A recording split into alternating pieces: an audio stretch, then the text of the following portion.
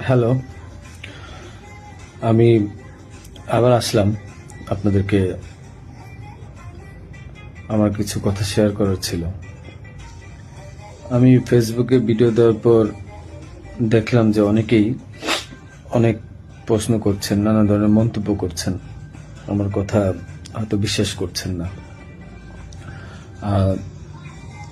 অনেকের একটা প্রশ্ন ছিল যে আসলে আমি দেশে আছি বা আসলে দুবাই যাইনি। আমি একটু খুলেই বলি, কারণ এই 15-20 দিন পরে যেহেতু আমি বলছি, আমি দুবাইতেই, দুবাইয়ের শারজাতে আছি। এখন আমি দুবাই আসলাম কিভাবে সেটাও বলি। আমার একটা ক্লোজ ছোট ভাই আছে, খুব কাছের।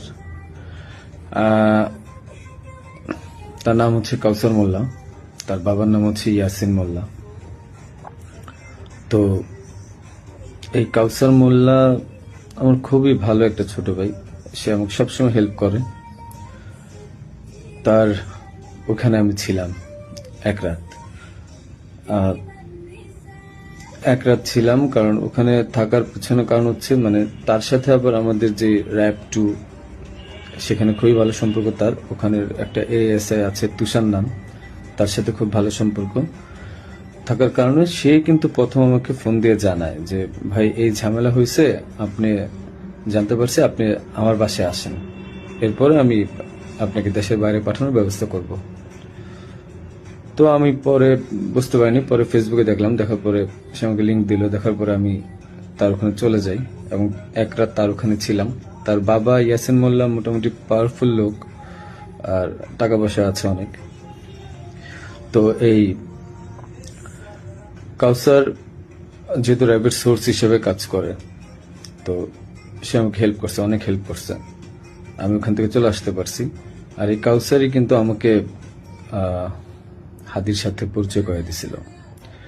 আমার কাজের জন্য কাউসার মোল্লা আমাকে হাদির সাথে পরিচয় করায় দেয়।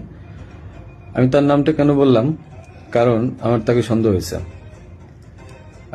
সে আমাকে দেশ থেকে করছে, সেভ করছে, সবকিছু করছে। যেহেতু কাজটা আমি করি নাই, সে জানতো যে আমি কখন হাদির কাছে যাই, কি করি না করি,